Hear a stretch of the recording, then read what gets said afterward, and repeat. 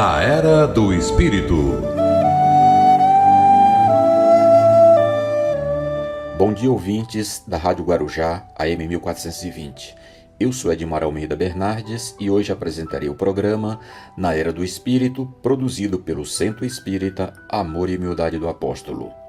Tema de hoje: uma jovem médium inglesa do século XIX. Fontes: livro Fatos Espíritas, de William Crookes, Revista Espírita do Brasil, ano 1949, e livro Cat King, de Wallace Leal Rodrigues.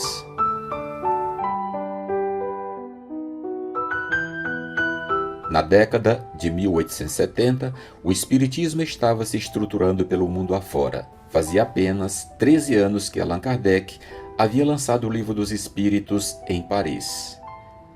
Naquela época, havia muito ceticismo com relação aos fenômenos espíritas e muitas pessoas se aproveitavam para enganar o povo. Foi nessa época que apareceu uma jovem médium nos arredores de Londres que iria dar uma reviravolta no meio científico da época. Estamos falando de Florence Cook, nascida em 3 de março de 1856 em Hackney, Londres, Inglaterra, e partiu para o mundo espiritual em 1904. Florence era de família humilde, desde a infância via e ouvia espíritos. Seus pais atribuíam isso a um excesso de imaginação e à sua fraca saúde. O tempo passa e a menina Florence, sem receio algum, continuava a se relacionar com os espíritos, achando tudo aquilo muito normal, até que, aos 14 anos de idade, começa a entrar em transe mediúnico na frente da família. No início, em sessões informais, como ela mesma narra em carta dirigida a Mr. Harrison em maio de 1872. Diz a carta: tenho 16 anos de idade.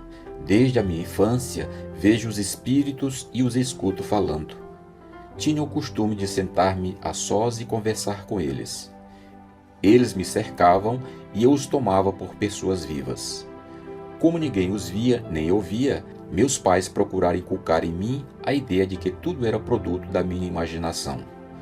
Todavia, não conseguiram modificar o meu modo de pensar a respeito do assunto e foi assim que passei a ser considerada como uma menina excêntrica. Na primavera de 1870, fui convidada a visitar uma amiga de colégio. Ela me perguntou se eu já ouvia falar de espiritismo, acrescentando que seus pais e ela se reuniam em torno de uma mesa. Disse que, se eu consentisse, ainda naquela tarde ensaiariam uma experiência comigo. Florence Cook pediu permissão à sua mãe e em seguida realizaram a primeira sessão, obtendo-se a comunicação de um espírito que se dizia ter sido a sua tia. A partir de então, aconteceram algumas sessões com variadas manifestações espíritas. Numa dessas sessões, o espírito Cat King se materializou parcialmente pela primeira vez. Cat mostrou-se na abertura da cortina e falou durante alguns minutos, ocasião em que os presentes puderam acompanhar o movimento de seus lábios. Por fim, a médium foi orientada a participar de uma sociedade espírita onde pudesse ser aplicada a sua mediunidade. Florence Cook foi a primeira médium entre os médiuns ingleses a obter materializações integrais em plena luz. Com o avanço das experiências, Florence, que antes nas materializações parciais permanecia consciente, passou a cair em transe à medida que Cat King, espírito, ia adquirindo o domínio da situação e conseguindo se mostrar mais perfeitamente. Seu rosto, a princípio, dava a impressão de ser oco por trás.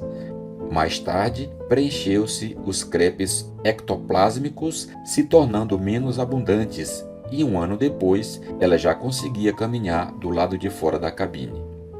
Como falei no início do programa, nos primeiros anos do Espiritismo havia muito ceticismo com relação aos fenômenos espíritas, principalmente por parte dos cientistas. William Crookes, um dos mais importantes cientistas da época, não apenas desacreditava dos fatos espíritas, como desejava desmascarar os médiuns. O que poucas pessoas não sabem é que a própria médium Florence Cook é quem procurou o famoso cientista para testar sua mediunidade. Ouçamos o que ela própria relatou. Mr. William Crookes fizera um comentário que me atormentava e foi por isso que me decidi a ir procurá-lo. Ele me recebeu e eu lhe disse: já que me acreditais que sou uma impostora, se quiserdes, virei submeter-me a experiências em vossa própria casa. Vossa esposa pode vestir-me como quiserdes e deixarei convosco o que tiver trazido. Podereis vigiar-me, submeter-me-ei às experiências que desejardes, de modo que vos contenteis em todos os sentidos. Só imponho uma condição: se verificardes que sou agente de uma mistificação, denunciai-me publicamente. Mas se vos certificardes que os fenômenos são reais e de que eu mais não sou que um instrumento de forças invisíveis, isso direis ao público, de modo que todo mundo tome conhecimento da verdade. William Crookes aceitou o desafio. Disso resultou um dos mais tumultuosos e dramáticos episódios da história do Espiritismo. Crookes assistiu por 3 anos, em seu laboratório em Londres, à materialização integral de Cat King. Mediu, pesou e examinou meticulosamente o espírito, constatando a realidade tangível da imortalidade da alma e do poder extraordinário que possui o espírito de utilizar-se da matéria física para se tornar tão real e vivo como os encarnados. É bem verdade que certos homens de ciência, que não têm, todavia, o verdadeiro espírito científico, também investigaram a fenomenologia espírita, chegaram a resultados positivos, mas não tiveram a coragem de Crookes porque se subordinaram às conveniências do preconceito. Crookes não procedeu assim, não usou subterfúgio, não criou termos ambíguos, afirmou, deu testemunho. Basta dizer que o livro Fatos Espíritas, de William Crookes, ainda não teve desmentido. De fato, esse grande livro, que poderia muito bem ter o nome de Tratado da Ciência Espírita, como tantos outros livros de título simples, inclusive o Livro dos Médiuns de Allan Kardec, reúne as publicações feitas pelo cientista inglês no Quarterly Journal of Science. A materialização do espírito Cat King é um fato científico que William Crookes empenha toda a glória de seu nome. Discursando em 1898, no Congresso da Associação Britânica, Crookes fez referências às suas investigações no terreno do espiritismo e afirmou solenemente: não tenho que retratar dessas experiências e mantenho as minhas verificações já publicadas, podendo mesmo a elas acrescentar muita coisa. A doutrina espírita deve eterna gratidão a Florence Cook, a menina de 16 anos, que, sacrificando sua juventude nos laboratórios dos sábios, prestando os mais relevantes serviços à comprovação científica da imortalidade da alma.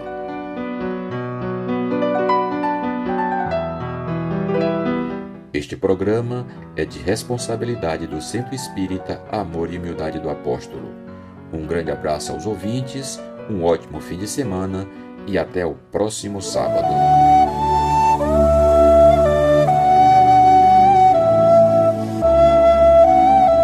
Na Era do Espírito.